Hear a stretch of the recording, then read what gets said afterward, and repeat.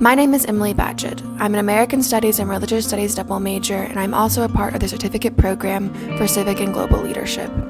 I have grown up in an environment deeply rooted in civic engagement, mainly in reference to my church with my parents and the rest of my family. Saturday mornings were usually spent at work days at the church or at a habitat build. As a young girl, I always wanted to do more than pass out the lemonade. I grew up being involved in various outreach ministries at my church, along with several domestic and international mission trips. There are many reasons why I eventually came to C'20. One of those reasons was because of their strong civic engagement work.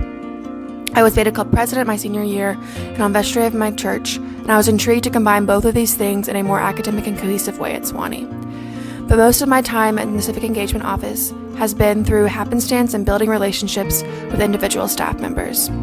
I'm also continuing to go back to my faith background. The first civic engagement program I participated in was my freshman year through happenstance. Through some changes in FYP, Dr. McGrath and Professor Malday took over teaching my class. Their work in Haiti mirrored what my church and family have been doing in Haiti, just in a different region. Both projects were about reforestation and community partnerships. The small connections started to click. Through their influence, I went to Haiti for my first time with Dixon as part of the spring break outreach trip, where we worked with Zomni Cafe project, something that I never got to do at my church, also because of happenstance.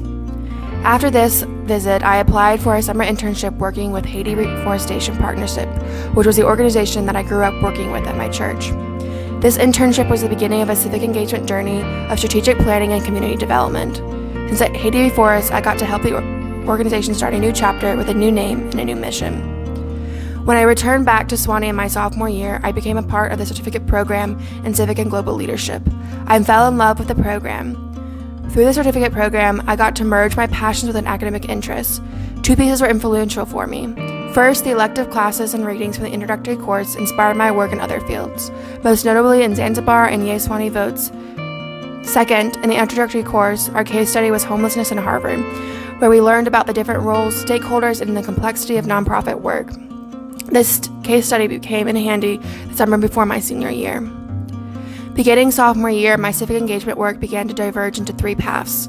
First, I started working with Nikki Hamilton with a philanthropy internship, where she taught us hands-on how to build and develop community through grant work. Through the grant interviews, I started to learn about the various community partners and their dreams for the plateau. I was enthralled by this work and wanted to continue working in some capacity.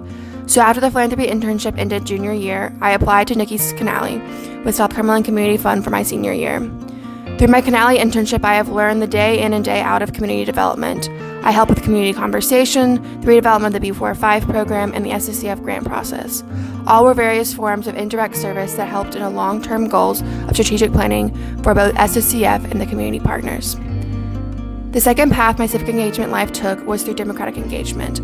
I started working with the OC's postdoc fellow Sharon and other intern Ali DeChastine during the midterm elections in 2018. Here, I was still doing indirect service by helping rebuild and redefine the Democratic Engagement Initiative.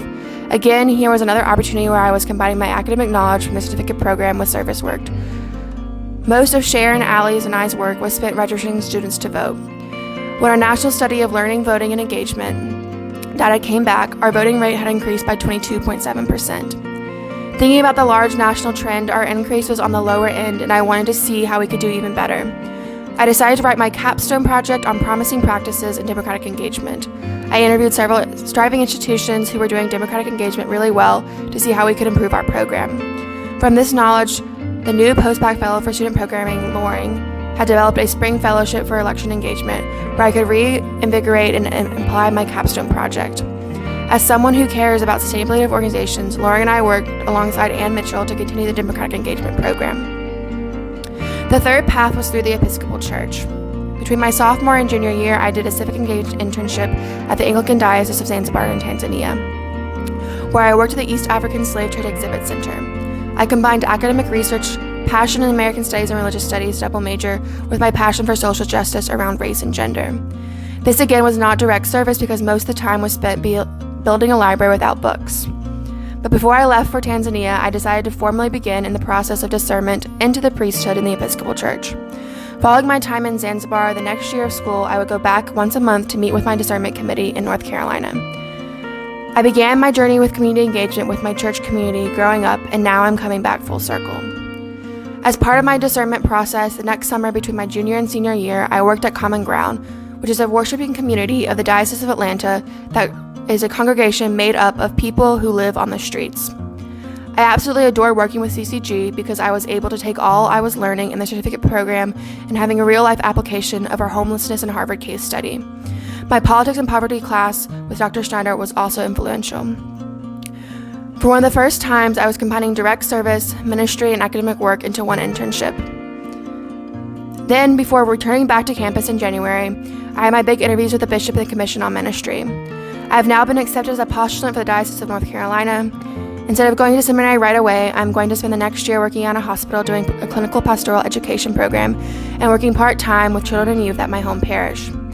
I'm excited to take the next step into direct service since my time at Sewanee has been prominently focused on indirect service and opportunities through happenstance. Now I'm on a direct path connected to my strong faith background.